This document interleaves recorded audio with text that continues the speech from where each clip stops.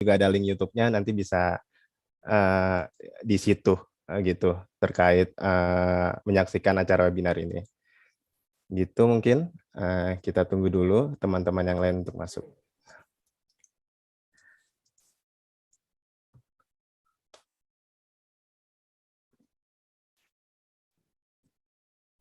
Blended learning.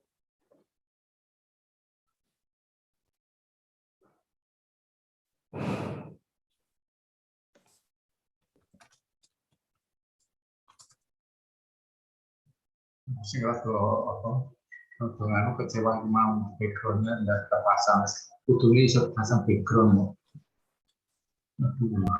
mana background iki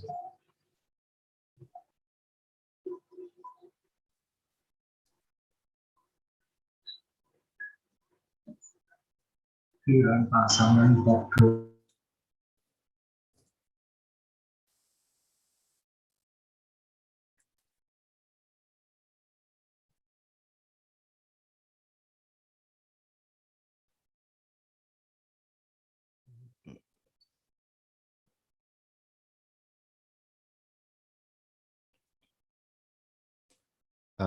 Oke, teman-teman yang baru masuk mungkin bisa di-rename namanya agar bisa terlihat jelas oleh panitia juga. Nanti webinar ini juga tidak hanya di Zoom meeting saja, nanti ntar teman-teman bisa cek Instagram Sekolah Abad 21 dan di situ ada link YouTube-nya untuk webinar ini gitu. Oke, karena sudah jam 14.30, saya mulai saja acaranya. Assalamualaikum warahmatullahi wabarakatuh. Selamat siang, salam sejahtera untuk kita semua. Sebelumnya, perkenalkan, nama saya Kak Faiz dari sekolahmu yang akan memandu webinar ini selama 1 jam ke depan. Sebelum kita mulai, mari kita berdoa menurut agama dan kepercayaan masing-masing. Berdoa dipersilahkan.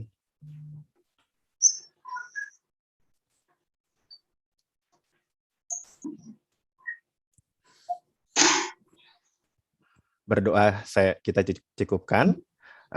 Sebelumnya saya ucapkan selamat datang kepada para peserta Siap Blended Learning sekolahmu pada kelas kompetensi menciptakan pembelajaran yang terbaik sebagai bekal masa depan kawan murid abad 21.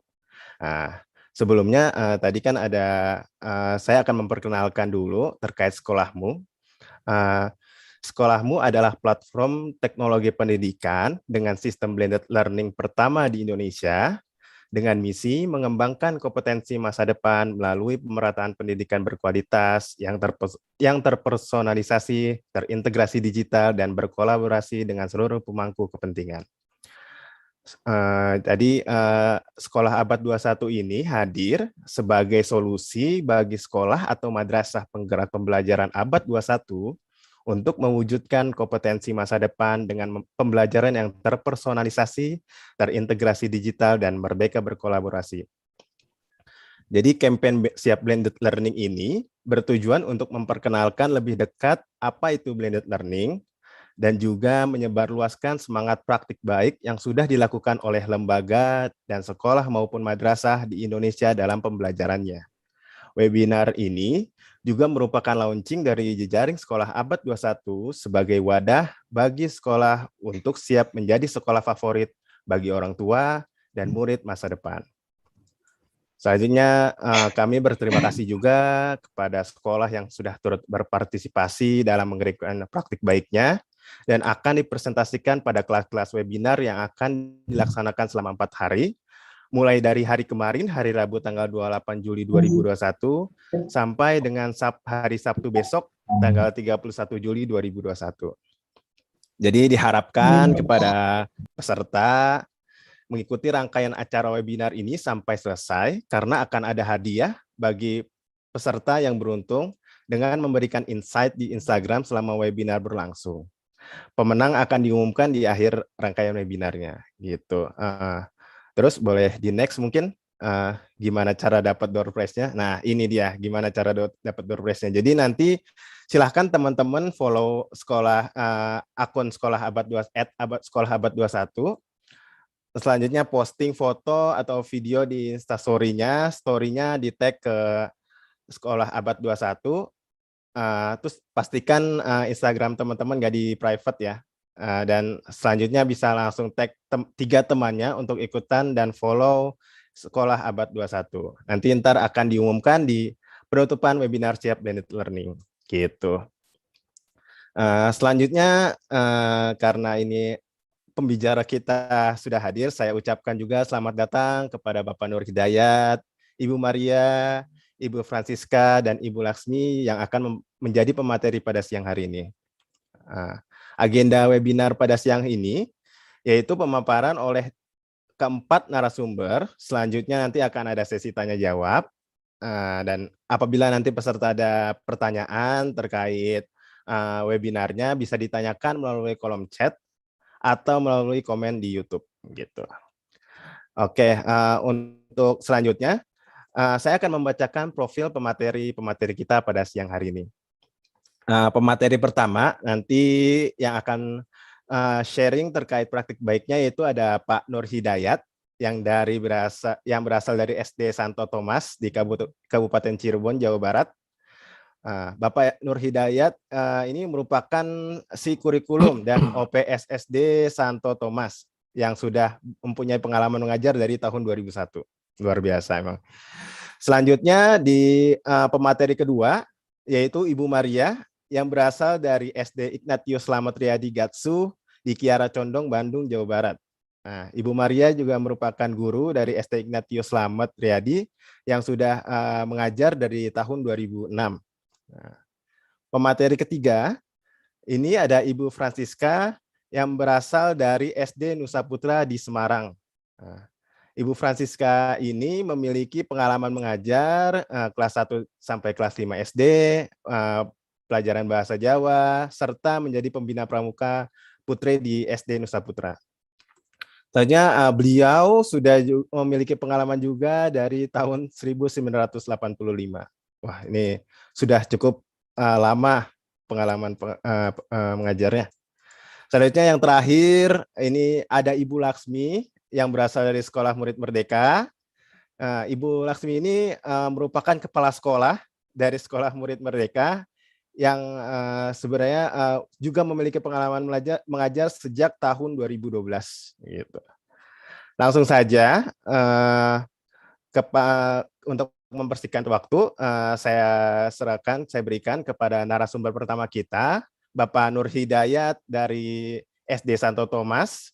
Dipersilahkan untuk mempresentasikan praktik baiknya selama 7 menit. Kepada Bapak Nur Hidayat, waktu dan tempat kami persilahkan. Silakan Pak.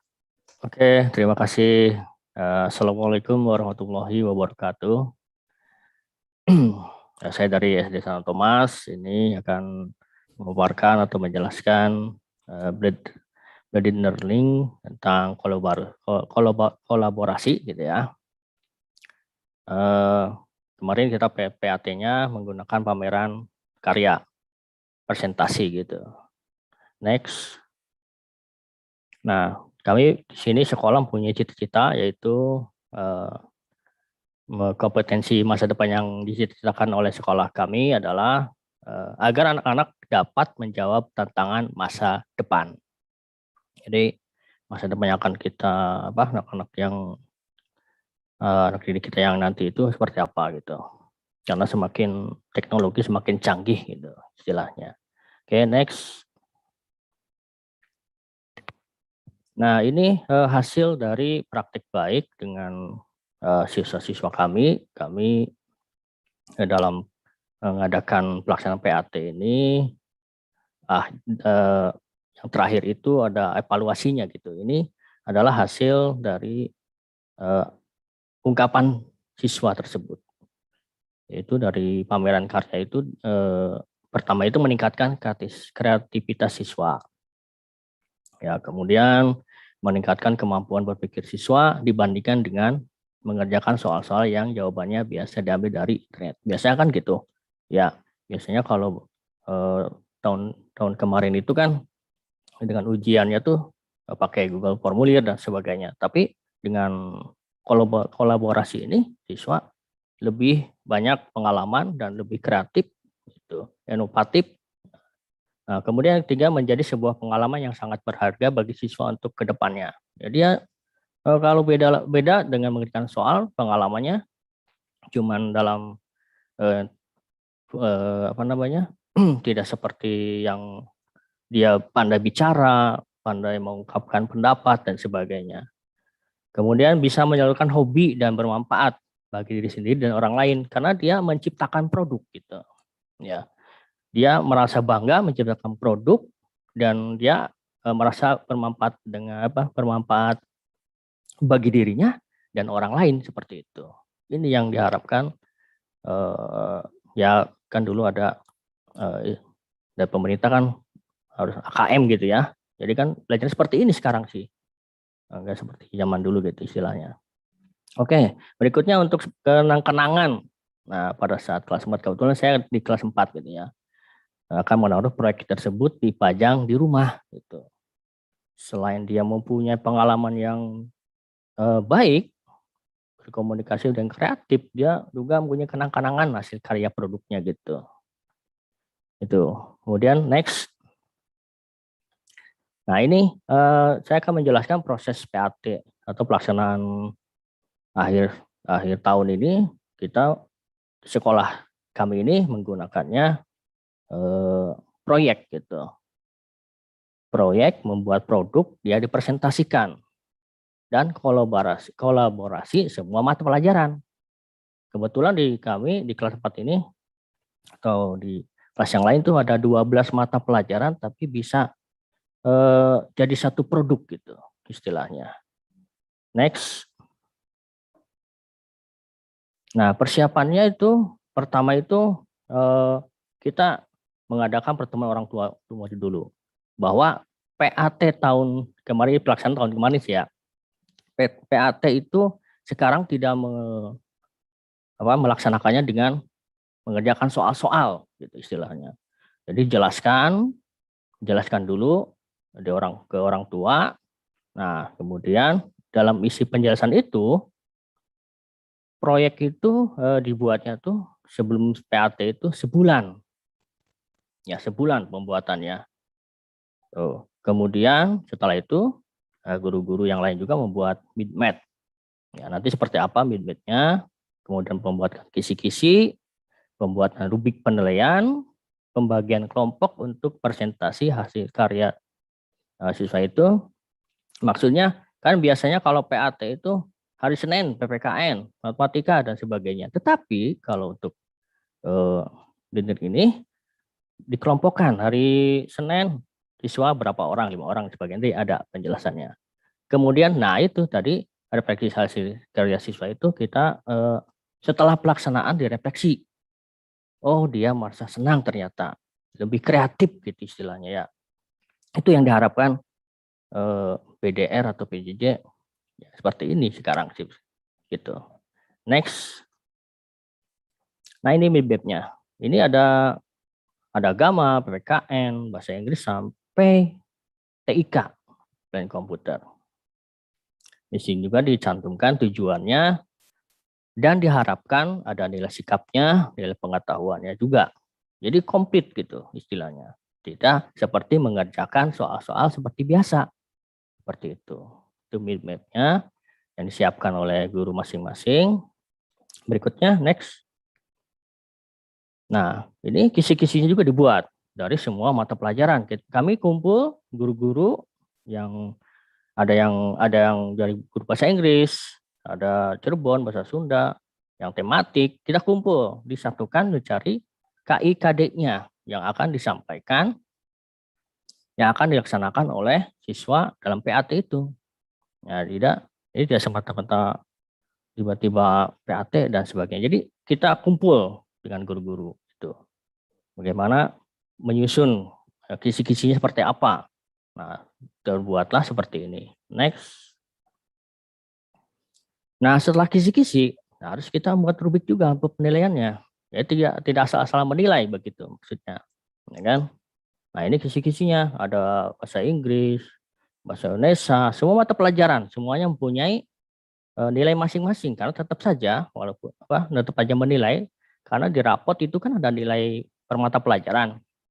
Nah, ini diambil seperti ini. Diambilnya jadi setiap guru membuat kisi-kisi seperti itu. Ada kriteria penilaiannya juga ada gitu.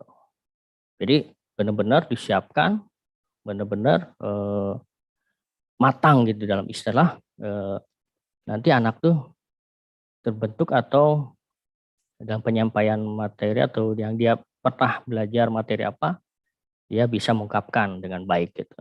Next. Nah, di sini. Jadi setelah 1 bulan pembuatan, nah anak dijadwal. Di sini contoh. Nah, hari Rabu itu ada 5 orang dan seterusnya. Oke, next. Nah, ini hasil-hasil karena sebenarnya ini berupa video gitu. Ya, berupa video. Nanti silakan videonya ada linknya di sini. Saya udah share, tinggal dilihat saja. Ya, jadi pokoknya bermacam produk dia, ada gambar, ada poster, miniatur dan sebagainya. Next. Oke, itu yang penjelasan saya. Terima kasih. Mudah-mudahan penjelasan saya lebih jelas ya. Intinya seperti itu. Jadi pembuatan proyeknya berupa produk dan mendapatkan siswa yang kreatif, inovatif, dan pokoknya ini yang diharapkan oleh pemerintah. Terima kasih semuanya.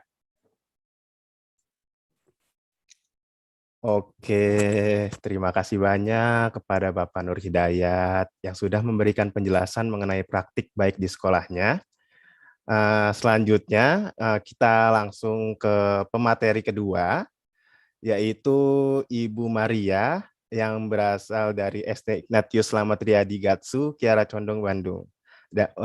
Kami persilahkan untuk Ibu Maria mempresentasikan praktik baiknya selama 7 menit. Kepada Ibu Maria dan tempat kami persilahkan. Selamat sore, Bapak Ibu semuanya, sahabatku dimanapun berada. Selamat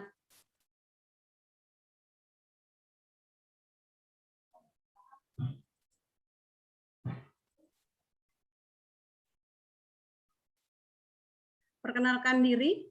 Nama saya Ibu Maria Alfianmayanti. Saya mengajar di SD Slamet Riyadi kurang lebih masuk ke tahun ke-15. Nah,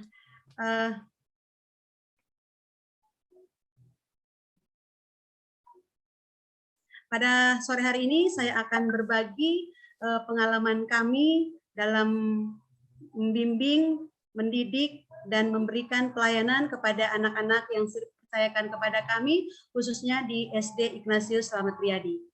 Next. Berkaitan dengan situasi dan kondisi saat ini, di mana bahwa kita tidak dipaksakan untuk tatap muka, maka sekolah kami khususnya dalam proses pelayanan dan pendampingan kepada anak-anak selalu mengkombinasikan sedemikian strategi pembelajaran di mana anak-anak dengan orang tua dapat mengalami pengalaman belajar dengan baik. Tentunya yang kami fokuskan tidak hanya ilmunya saja, tetapi pada pengembangan peserta didik untuk mengarah kepada kompetensinya. Sehingga dengan melihat bahwa anak-anak zaman sekarang adalah anak-anak yang sudah milenial, yang sudah hebat, yang sudah bersahabat dengan IT dan segala sesuatunya, maka sekolah banyak sekali melakukan hal-hal dalam pelayanan terhadap anak-anak. Tentunya bahwa di sini ada pembelajaran sinkron.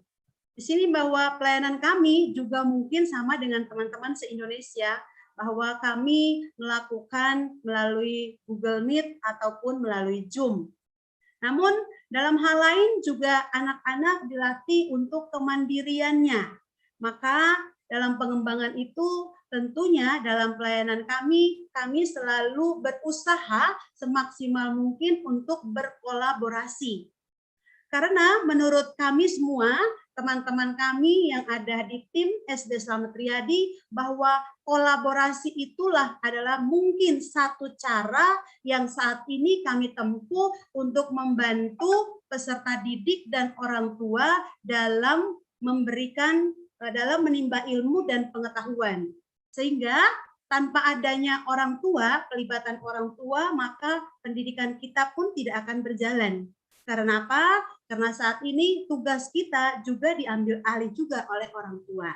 Sehingga kami di tempat kami kolaborasi menuju kepada kompetensi yang mungkin dalam pelayanan kami pada tahun kemarin belum terlalu maksimal.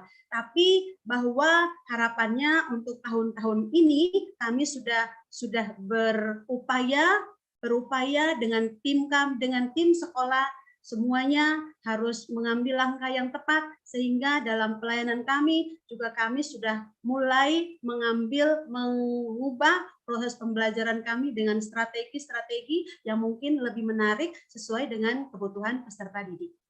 Next. Ya, bahwa memang untuk kolaborasi ini tentunya memang tidak yang seperti kami katakan tadi, bahwa kompetensi yang kami gali. Sehingga dalam proses ataupun tugas itu memang lebih banyak melibatkan kepada proses orang tua, bantuan orang tua. Jadi banyak hal yang memang anak-anak juga alami, di mana dalam proses pendidik, proses belajarnya itu mungkin banyak yang memang anak-anak juga dapat. Karena apa? Karena keterampilan anak juga kami gali. Anak bisa melakukan presentasi, anak juga bisa menjadi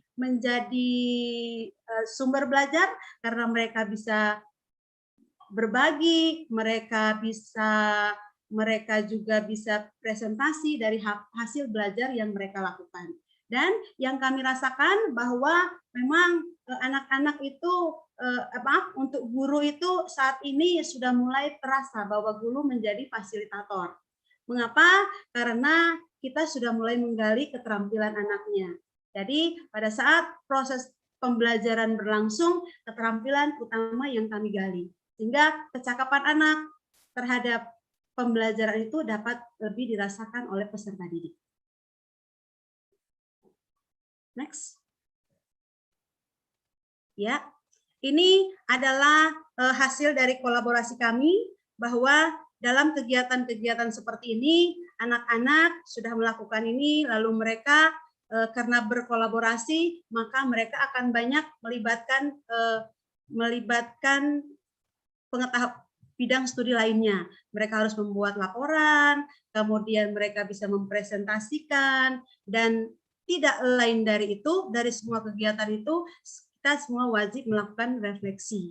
Jadi yang kami rasakan betul bahwa walaupun keadaannya seperti ini, tetapi pengalaman belajar anak itu sangat dirasakan oleh anak dan orang tua. Dan yang terpenting lagi, bahwa apapun yang kami lakukan selalu melibatkan orang tua, sehingga kita sekolah selalu terbuka dengan semua masukan, saran dari orang tua demi kemajuan sekolah kami.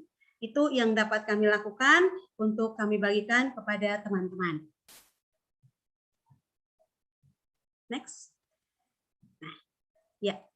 Jadi walaupun PJJ kami lancar karena dukungan dan partisipasi orang tua, di mana bahwa metode pembelajaran di sekolah kami beragam dengan dikemas melalui kolaborasi sehingga peserta didik tidak terbebani. Dan memang yang kami rasakan juga bahwa ketika kita masuk dalam pembelajaran yang kolaborasi, nuansa belajar anak itu berbeda. Anak merasakan benar bahwa pelajarannya menarik. Karena kami juga dapat melihat dari hasil refleksi yang memang anak-anak berikan. Kalau kita gurunya hanya kita guru yang aktif, itu anaknya tidak. tidak terlalu merasakan. Tapi ketika anak kita libatkan dalam proses pembelajaran, mereka akan berbicara dan itu menjadi sebuah pengalaman yang tidak bisa kita beli. Itu yang dapat kami lakukan. Hanya saja proses kami antara kelas 1 sampai kelas 6 itu memang berbeda, tapi semuanya dapat kami kolaborasikan, dapat kami bicarakan secara bersama-sama sehingga berkelanjutan. Itu adalah kegiatan pembelajaran kami di SD Ignatius Slamet Riyadi. Terima kasih. Oke, terima kasih banyak kepada Ibu Maria yang telah dari SD Ignatius Slamet Riyadi yang telah memberikan penjelasan mengenai praktik baik di sekolahnya. Selanjutnya, nah tadi kan ada beberapa praktik baik di video di presentasi sebelumnya itu bisa dicek di Instagram Sekolah Abad 21. Di situ nanti ada tuh praktik-praktik baik dari SD maupun dari SD Santo Thomas, SD Ignatius, SD Nusa Putra, dan Sekolah Murid Merdeka gitu. Oke, selanjutnya kita masuk ke pemateri yang ketiga, yaitu Ibu Francisca dari SD Nusa Putra. Kami persilahkan untuk mempresentasikan praktik baiknya selama 7 menit. Kepada Ibu Francisca, waktu dan tempat kami persilahkan. Terima kasih kepada Kak Faiz yang telah memberikan kesempatan kepada kami. Perkenalkan, kami Francisca Romana Diarti. Kami dari Sekolah SD Nusa Putra. Sebelumnya, selamat siang, salam sejahtera bagi kita semua. Terima kasih kepada sekolahmu. Sekolah kami merupakan sekolah nasional, yaitu sekolah multijenjang dari PG, TK, SD, SMP, SMA, SMK 1, SMK 2, dan STIFA. Kami sekarang ini mengajar di kelas 3, sesuai dengan yang tadi dikenalkan bahwa kami sudah mengajar di Sekolah Nusa Putra itu sudah 36 tahun. Kemudian dalam mengajar itu oleh pimpinan kami setiap tahunnya digilir.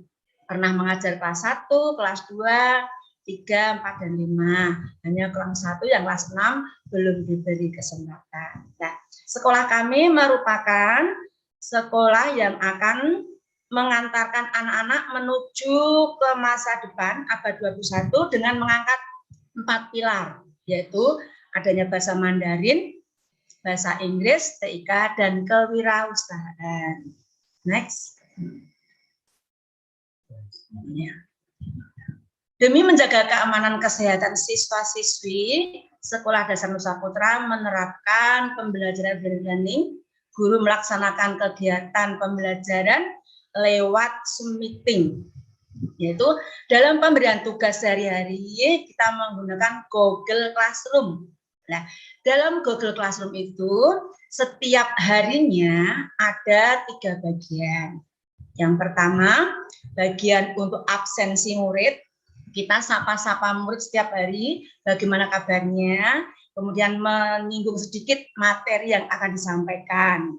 Kemudian untuk bagian yang kedua, kita menyampaikan materi. Nah, dalam materi itu kita sisipkan nanti bisa berupa narasi, kemudian diambilkan dari video-video yang diambil dari YouTube, dan dari pimpinan kami mengusahakan untuk video itu diusahakan membuat sendiri, sehingga anak-anak bisa menerima, mengenal guru yang bersangkutan. Nanti kalau kita mencari yang dari video luar, nanti yang menyampaikan orang lain, anak-anak dikira nanti gurunya yang dengan apa saja yang lainnya. Tuh. Kemudian untuk yang tugas ketiga itu berupa penugasan.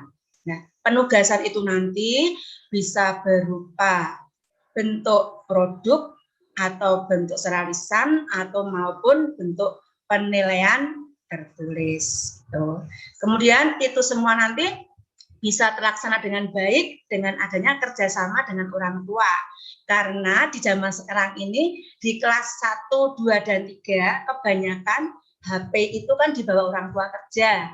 Sehingga kita dalam dalam menjadwalkan tugas tidak tergesa-gesa, tapi kita beri waktu sampai tenggang pukul 9 malam. Sehingga anak-anak yang orang tuanya bekerja dengan HP yang dibawa orang tua tidak merasa kebingungan dan orang tua merasa bisa bekerja sama dengan sekolah kami. Kemudian untuk yang kelas 4, 5, dan 6 karena sudah kebanyakan mempunyai HP sendiri bisa melaksanakan tugas secara mandiri.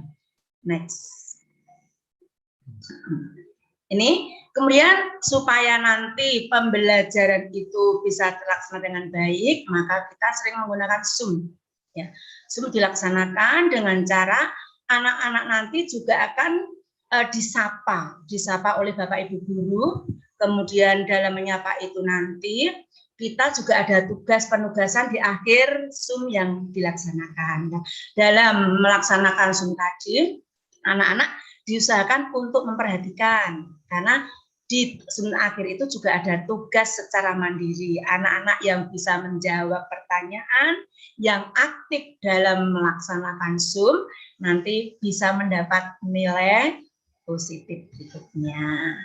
Nah, siswa-siswi dan Nusa melakukan pembelajaran kewirausahaan dibimbing oleh Bapak Ibu guru melalui Zoom meeting. Seperti yang disampaikan dari guru yang lain dalam pembimbingan kewirausahaan yang telah kami sampaikan tadi, bahwa Sekolah Nusa Putra itu mengusung anak ke abad 21 menyampaikan 4 pilar, yaitu bahasa Mandarin, bahasa Inggris, TIK, dan yang terakhir adalah kewirausahaan. Nah, dalam kewirausahaan itu nanti anak-anak dapat mengerjakan sendiri, kemudian belajar untuk bisa menawarkan hasil-hasil kewirausahaan sehingga anak bisa untuk menghitung laba ruginya. Next. Nih. SD Nusa Putra menggunakan Learning Management System, yaitu Google Classroom. LMS ini sangat membantu para siswa untuk mengumpulkan tugas, melihat materi, mengecek nilai. Selain itu, sistem ini sangat membantu guru untuk memproses pembelajaran. Setelah kami sampaikan tadi, di Google Classroom tadi, bila ada tugas, anak-anak langsung menyampaikan ke link tugas, nanti hari itu juga penilaian dapat berlangsung. Seandainya masih ada murid yang nilainya di bawah KKM, nanti di bawah nilai itu ada pesan tertulis, kalau si anak ini masih kurang ini coba diperhatikan lagi, coba diperbaiki sehingga nanti nilainya bisa KKM. Itu. Next. Nah, ini teman-teman kami di Sekolah Nusa Putra pada waktu pembelajaran berusaha untuk membuat video sendiri, yaitu untuk menjelaskan, menerangkan bahasa Jawa, mengenalkan Pandawa 5. Nah, dengan gambar tersebut, anak-anak akan lebih bisa menerima pembelajaran. Kemudian dari Bapak Ibu gurunya, kecuali menampilkan gambar-gambar, biasanya juga sambil menyanyi, dinyanyikan. Pandawa 5 itu seperti apa? Dia akan menyanyi. Akan menyanyi dengan mengenalkan siapa saja Pandawa 5 itu. Ternyata Pandawa 5 itu ada 5 orang. Ya. Kemudian nanti untuk tanya selanjutnya bisa untuk sesi tanya jawab, karena mungkin waktunya sudah selesai ya Kak Haris ya. Atau bisa dilanjutkan? Masih ada 1 menit lagi Bu, bisa ya. Dilanjutkan 1 menit lagi. Untuk Pandawa itu bisa dinyanyikan. Tuh. Kan ada 5 itu, ya. Yudhistira Werkudara lan Janaka Nakula Sadewa cacahe 5 iku arah Pandhawa 5 jujur buktine lan sekti mandraguna. Lah, teman-teman, biasanya anak-anak itu akan bisa menerima pembelajaran dengan baik biasanya dengan diajak bernyanyi. Oh, ternyata Pandawa itu ada 5. Siapa saja toh? Oh, ada Yudhistira, ada Bima, Janaka, kemudian ada si kembar 2, Nakula dan Sadua. Dengan menyanyi tersebut, anak-anak akan lebih bisa mengenal dan mengingat-ingat siapa Pandawa itu. Kemudian, untuk alat peraga selanjutnya, tidak hanya menyampaikan alat peraga yang membeli, tapi kita berusaha untuk menggunakan daur ulang barang-barang yang ada di sekitar kita, yang mudah dicari, sehingga anak-anak bisa melaksanakan bersama-sama dengan bimbingan guru dari sekolah, dan nanti bisa dipraktikkan di rumah bersama pendampingan orang tua. Nah, untuk selanjutnya nanti untuk contoh-contohnya yang kemarin sudah kami sampaikan, kita membuat materi dengan tematik, kemudian pendekatannya dengan STEAM. Kita menggunakan STEAM itu ya, STEAM itu, sehingga dalam pembelajaran satu pertemuan, anak-anak itu tidak merasa bosan. Dengan satu pembelajaran bisa mendapatkan berbagai macam bidang pendidikan. Ada yang matematika, mendapat sainsnya, nanti bisa bahasa Indonesianya, kemudian SBDP. Next. Kemungkinan baru itu dulu Kak Faiz dan semua teman, nanti mungkin bisa dilanjutkan untuk sesi tanya jawab. Sekian, terima kasih. Oke, terima kasih banyak kepada Ibu Francisca yang dari SD Nusa Putra yang telah mempresentasikan praktik baiknya. Sekarang kita masuk ke pemateri keempat, yaitu Ibu Ami dari Sekolah Murid Merdeka. Kepada Ibu Ami, saya persilahkan untuk mempresentasikan praktik baiknya selama 7 menit. Kepada Bu Ami, waktu dan tempat kami persilahkan. Oke, terima kasih banyak Kak Faiz, Bu Francisca, Bu Maria, dan Pak Nur Hadi. Selalu senang berada di sesi-sesi seperti ini, begitu ya. Sebetulnya mungkin ini hanya rangkuman saja saya, karena beberapa praktik baik memang sudah dipaparkan juga gitu ya oleh tadi teman-teman pemateri. Jadi di sesi ini saya akan sedikit saja mengulas bagaimana sih mentransformasikan kelas gitu ya. Saya tadi mendengar Bu Francisca sudah mengajar dari tahun 85 begitu ya. Tapi keadaan sekarang memaksa kita untuk belajar lagi ya Bu ya. Bagaimana sih pengalaman kita gitu, expertise kita juga mentransformasikan apa yang kita sudah lakukan dari pengalaman offline ke online learning begitu atau pembelajaran jarak jauh. Oke, next. Nah, semoga kita semua ada di tim 2 ya, Bapak dan Ibu semua yang ada di sini terkait dengan pembelajaran jarak jauh. Next. Bagaimana sebetulnya ini sedikit saja bahwa landscape dari pembelajaran memang sudah sangat berubah ya. Untungnya Bapak dan Ibu guru semua, anak-anak kita ini sudah terlahir secara digital begitu ya. Mereka sudah lahir di kondisi yang sangat kaya dengan informasi begitu ya, punya digital lifestyle, mereka hadir di era touchscreen begitu. Jadi yang harus banyak belajar tentunya salah satunya adalah guru atau kami gitu, pendidik. Next.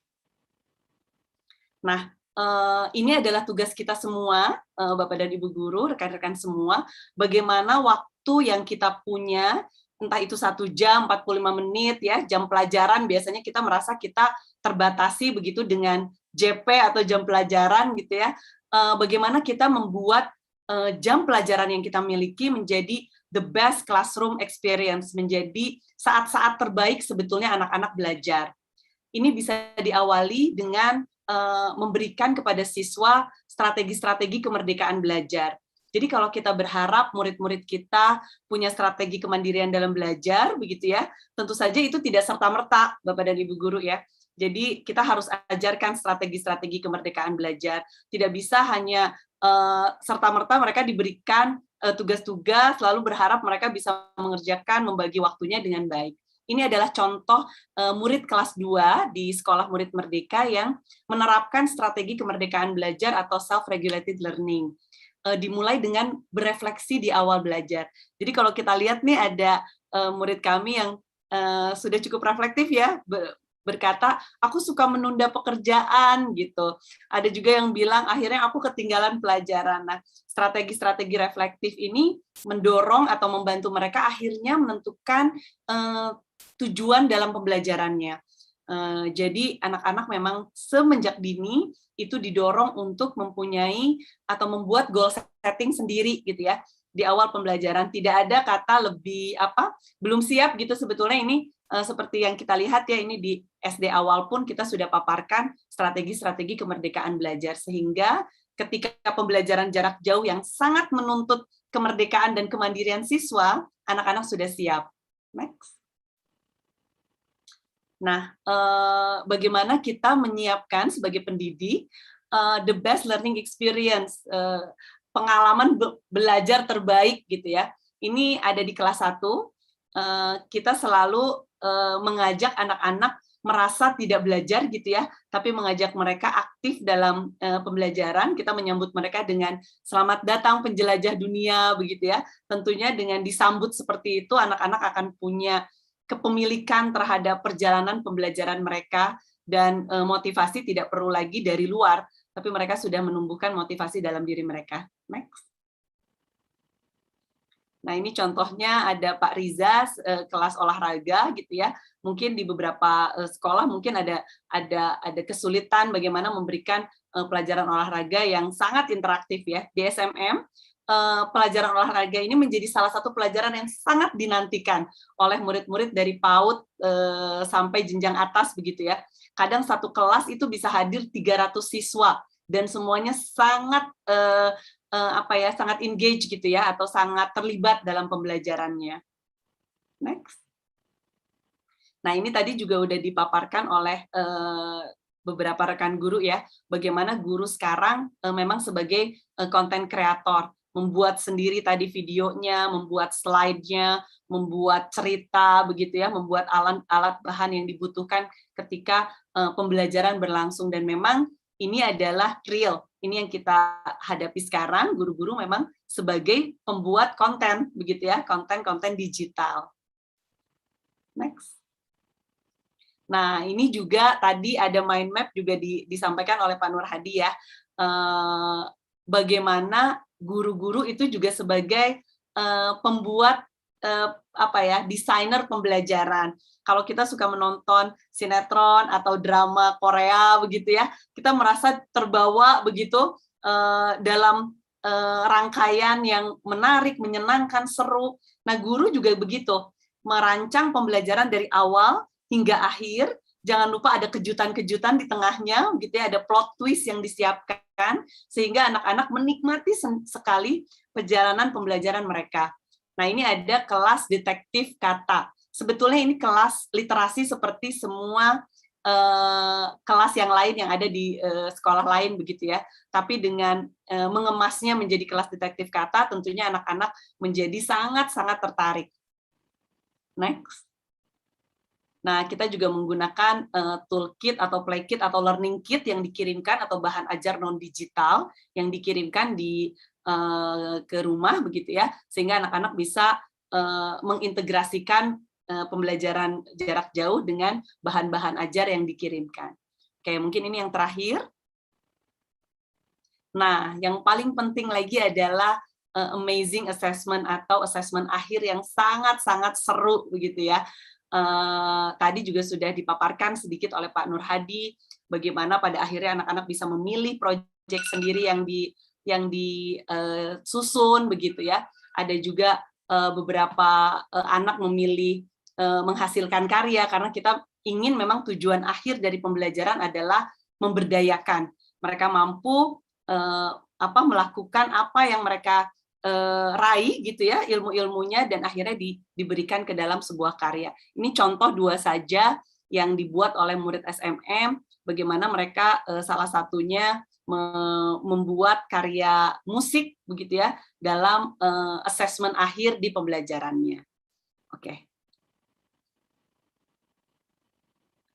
Next. Nah, ini mungkin jadi slide terakhir saja Kak Faiz. Jadi bagaimana sih kita bisa menciptakan kembali gitu ya pembelajaran melalui inovasi dan kolaborasi. Kita mengintegrasikan media digital begitu ya, lalu para pemimpin atau kita sebagai guru tentu saja sebagai pemimpin gitu ya, merupakan katalis atau mempercepat proses dari inovasi dan kolaborasi ini, memberdayakan semua ekosistem yang ada dalam pendidikan, dan akhirnya apa yang dilakukan oleh Sekolahmu di siang hari ini merupakan bentuk nyata juga begitu ya, kita connect with other educator, kita berkoneksi gitu ya, bersinergi dengan para educator yang lain gitu untuk bisa menciptakan kolaborasi, karena kami percaya begitu DNA pembelajaran masa depan itu sangat terintegrasi digital pertama, dan kedua kolaborasi. Terima kasih banyak Kak Faiz atas waktunya. Oke, terima kasih banyak Ibu Ami dari Sekolah Murid Merdeka. Ini ada beberapa contohnya ya terkait praktik baik yang telah dilakukan oleh Sekolah Murid Merdeka. Oke, bagi Bapak Ibu guru yang ingin mengajukan pertanyaan terkait kepada narasumber kita pada siang hari ini, bisa ditanyakan melalui kolom chat atau melalui komen YouTube. Nanti akan saya coba bantu bacakan terkait pertanyaannya. Karena ini saya jadi moderator, saya penasaran nih kepada Bapak dan Ibu. Selama ini kan telah melakukan praktik baik di sekolah. Pasti selalu ada tantangan dan kendala yang dihadapi ketika melakukan praktik baiknya. Nah, itu apa aja sih Bu kendala yang dihadapi ketika pelaksanaan praktik baik di sekolahnya masing-masing? Mungkin bisa ada yang mau menjawab dulu mungkin? Moderator mungkin dari Ibu Maria dulu. Menjawab pertanyaan dari saya terkait dengan kendala yang dihadapi ketika melaksanakan praktik baiknya gitu. Dipersilahkan mungkin. Baik, terima kasih Kak Faiz. Bahwa tantangan dalam melakukan, terutama atas kesepakatan dan juga komit sekolah, bagaimana cara yang langkah yang terbaik sehingga semua proses itu berjalan dengan lancar. Yang jelas sih banyak tantangannya Kak Faiz. Apalagi saat ini memang setiap guru itu kan punya kompetensi yang berbeda-beda. Kemampuan pedagogik setiap guru itu juga pasti berbeda. Nah, itulah yang menjadi tantangan kita, tapi itu bukan menjadi tantangan utama. Karena apa? Kalau hanya 1 dan 2 itu akan mudah ketika yang banyak itu sudah dominan, sehingga bisa mampu untuk saling melengkapi satu dengan yang lain. Tapi pada intinya bahwa apapun tantangannya, yang terpenting adalah komunikasinya untuk membangun kebersamaan terhadap sekolah itu. Itu Pak. Oke, terima kasih Bu Maria atas jawabannya. Mungkin ada pandangan lain dari Pak Nur Hidayat mungkin terkait kendala yang dihadapi di sekolahnya. Oke, terima kasih Mas Faiz. Kendala sih pasti ada, gitu kan. Terutama di rumah gitu ya. Dalam pelaksanaan ini, kendala yang pertama itu kalau orang tua tidak mendampingi, tidak mengayomi dan membimbing lah gitu ya, tidak akan terjadi pelaksanaan yang PAT ini. Karena ini dilibatkan semua orang tua dan siswa tersebut gitu.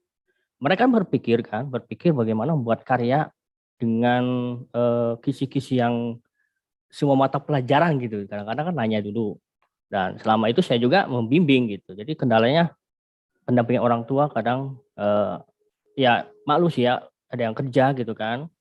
ada yang ya macam-macam kegiatan gitu. Kemudian yang kedua, ya tidak semua siswa itu memanfaatkan waktu yang sudah diberikan sekolah. Ya, sehingga ada yang hasilnya proyek tidak maksimal. Itu yang kedua. Itu jadi kadang-kadang ada yang juga anaknya kurang maksimalkan waktu yang sudah diberikan. Itu dia yang dari kendala dari saya, sekolah kami. Terima kasih, Mas. Terima kasih banyak kepada Bapak Nur Hidayat atas tadi kendalanya ada dari orang tua dan dari siswanya juga ya ternyata ya Pak ya. Mungkin bisa lanjut ke Ibu Francisca terkait kendala apa aja sih biasanya yang dihadapi ketika melakukan praktik baik di sekolahnya gitu. Terima kasih Kak Faiz. Untuk kendala yang ada di sekolah kami seperti yang telah kami paparkan tadi, yaitu untuk menyerahkan tugas. Karena HP dibawa orang tua bekerja, bahkan di sekolah kami itu ada yang punya anak 2-3. Sehingga untuk menyerahkan tugas, sering dalam menyampaikan tugas itu ada waktu tertentu. Kita beri batas waktu sampai pukul 9 malam. Termasuk juga untuk memberikan absen.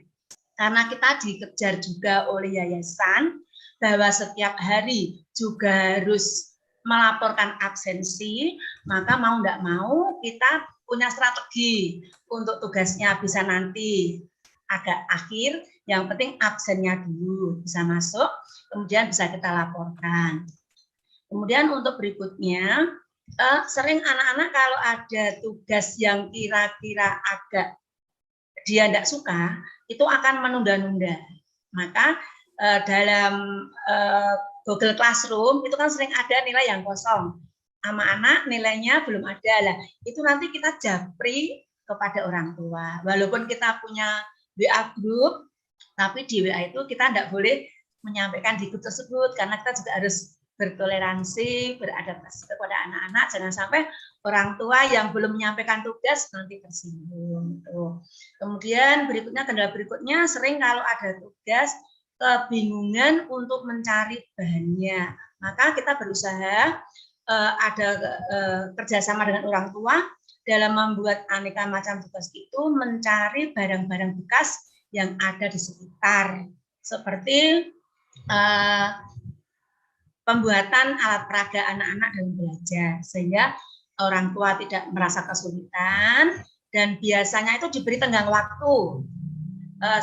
Seandainya hari ini kita tidak ada tugas, karena kita kan ada bidang studi, walaupun SD, tapi di sekolah kami itu jadwalnya, walaupun guru kelas, masih ada guru lain yang masuk. Ada olahraga, penjaskes itu, ada Mandarin, ada Inggris, ada agama. Sehingga kita satu hari itu tidak boleh memberikan tugas penilaian sampai 3, maksimal 2 saja. Lah, kita sebagai guru kelas, kita harus mengalah. Kita memberikan tugas melihat video pembelajaran, sehingga tugas berikutnya untuk hari berikutnya. Kemudian supaya tidak kesulitan dalam belajar, kita sering membuatkan rangkuman materi, sehingga nanti anak-anak waktu kita mau penilaian akhir bisa belajar dari materi, karena kita tahu buku tematik kelas 3 itu kan tebal sekali. Kalau nanti pelajaran satu buku itu, kalau mau ada ulangan sampai berapa jam akan belajar. Kan kita membuatkan rangkuman untuk anak-anak setiap temanya. Begitu Kak Faiz. Terima kasih. Oke, terima kasih banyak sharingnya Ibu Francisca. Selanjutnya ini yang dari Ibu Ami, mungkin terkait kendala apa saja sih yang yang biasa terjadi ketika melaksanakan praktik baiknya, gitu. Iya. Sama sebetulnya tadi sudah disebutkan ya, kendalanya dalam bentuk teknis, mungkin ada beberapa siswa yang memang berbagi gadget atau berbagi laptop gitu ya dengan orang tuanya, terus orang tuanya juga bekerja misalnya atau tidak ada yang mendampingi. Nah, itu juga sama pasti ada terjadi juga di SMM. Kendala lainnya orang tua juga yang merasa terbebani begitu ya, padahal kita juga sebetulnya tidak serta-merta menyerahkan seluruhnya ke orang tua memang ada pelibatan, pastinya harus ada pelibatan orang tua, tapi orang tua merasa kok jadi mereka mengambil alih misalnya tugas-tugas anaknya di rumah begitu ya.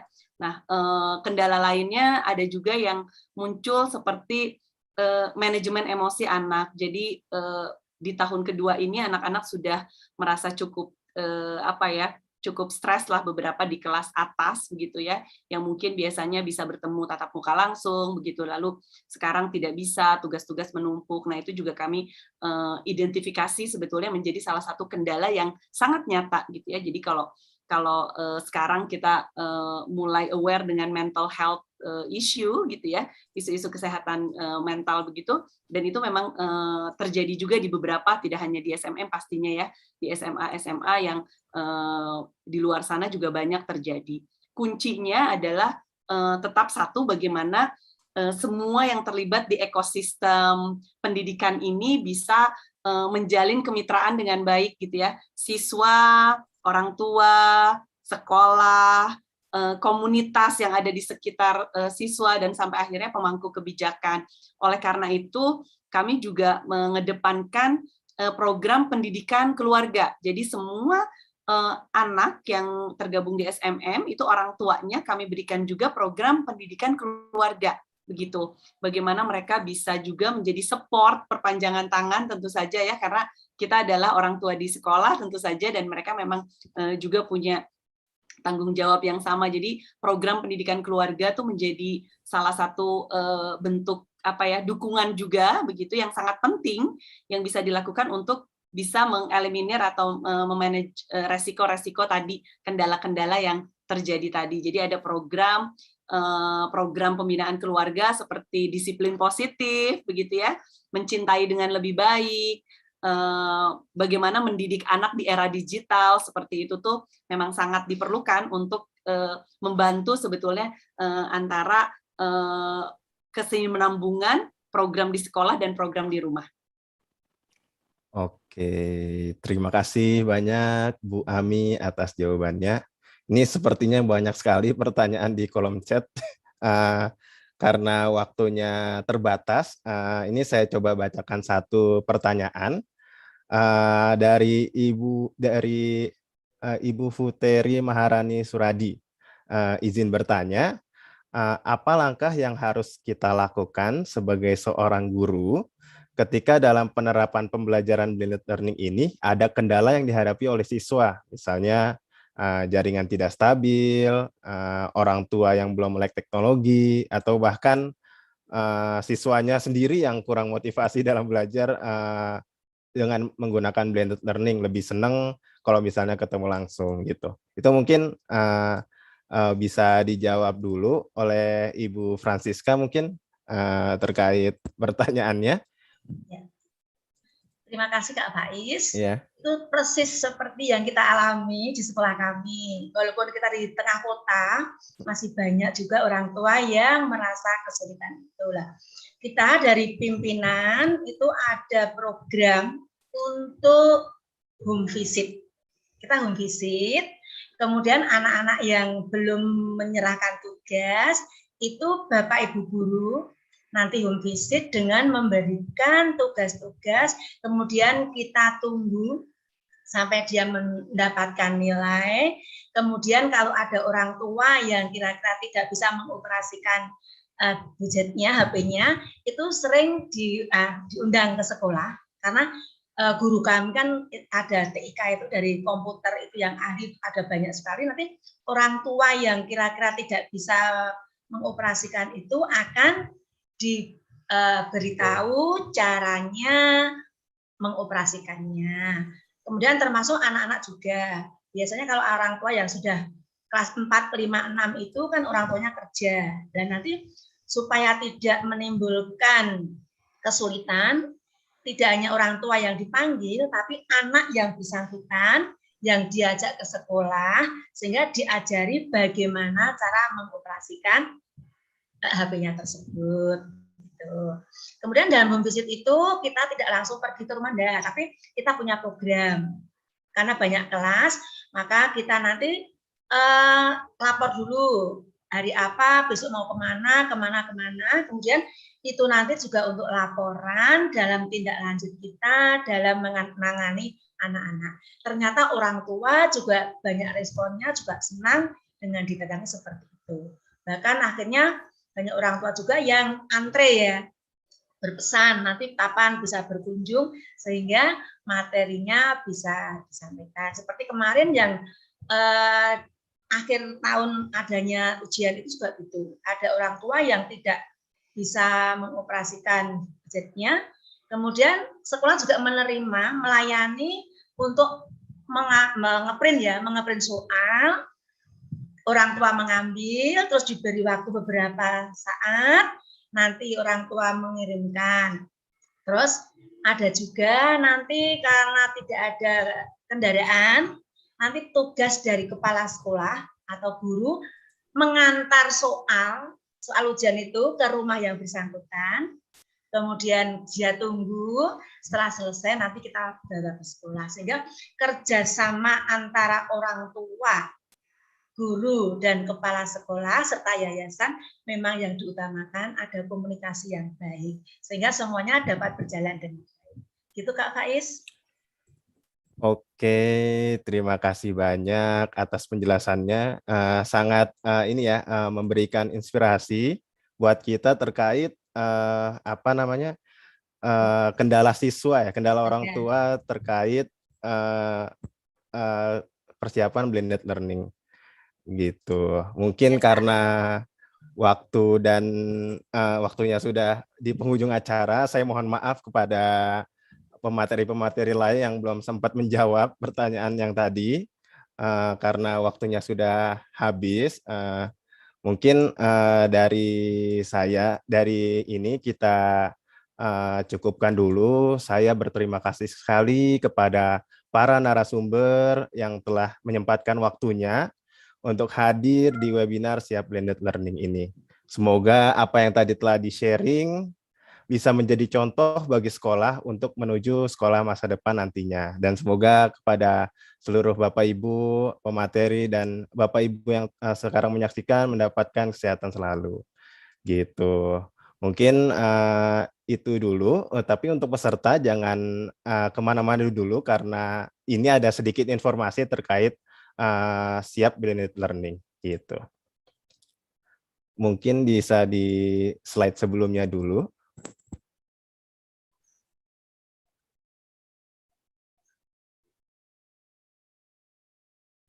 Oke, jadi seperti yang sudah dijelaskan sebelumnya terkait blended learning, jadi webinar ini itu merupakan acara launching jejaring sekolah abad 21 yang merupakan wadah bagi sekolah untuk siap menjadi sekolah favorit bagi orang tua dan murid masa depan.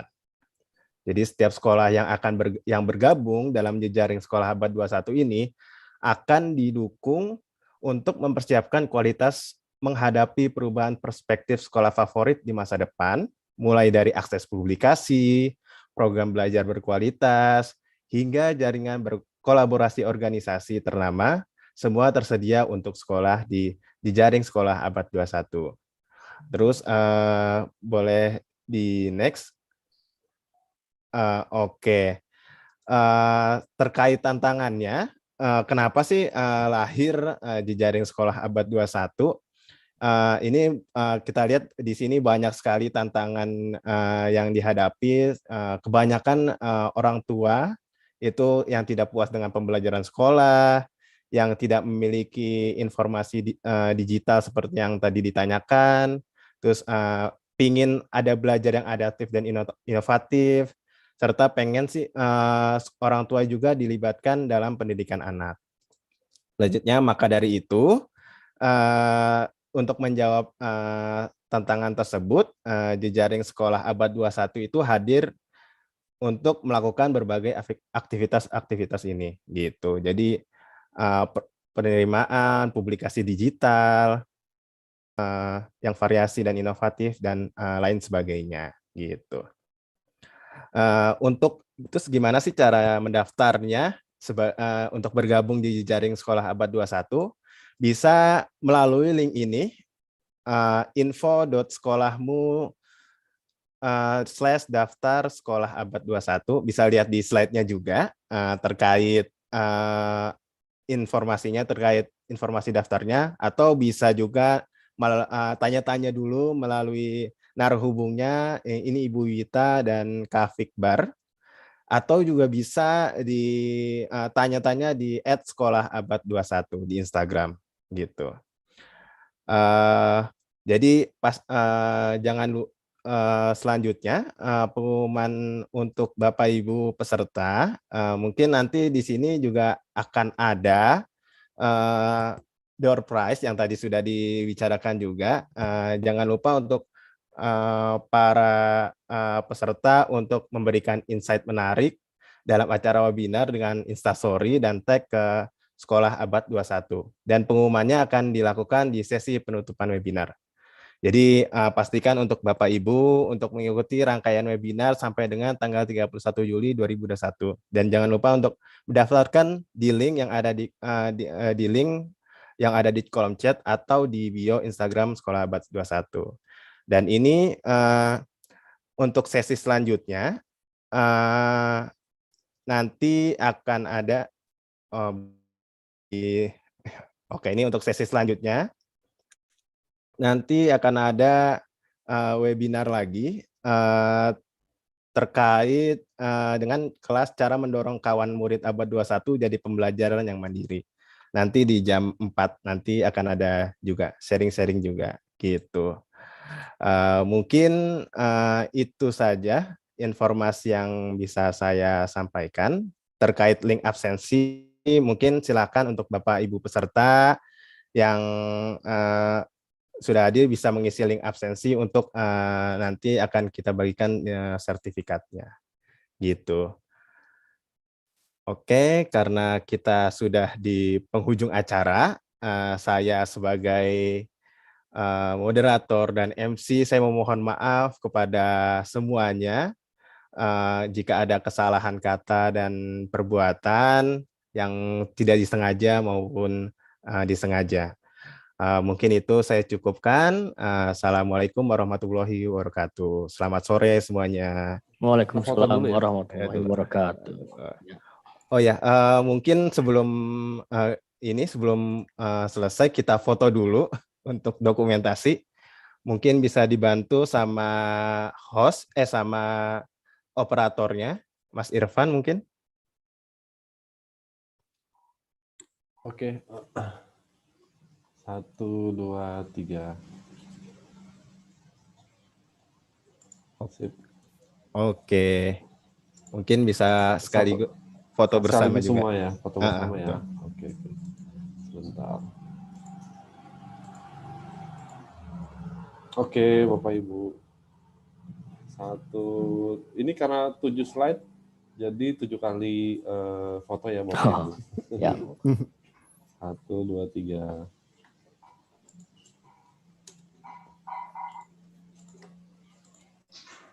1, 2, 3.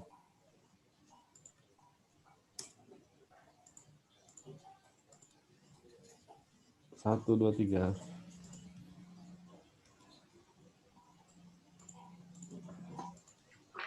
1, 2, 3. Oke, sudah Mas Faiz. Oke, terima kasih Mas Irfan atas bantuannya. Saya ucapkan sekali lagi terima kasih banyak kepada Bapak Ibu pemateri dan Bapak Ibu yang telah hadir di acara ini. Saya ucapkan Assalamualaikum warahmatullahi wabarakatuh. Selamat sore semuanya. Waalaikumsalam warahmatullahi wabarakatuh. Waalaikumsalam warahmatullahi wabarakatuh.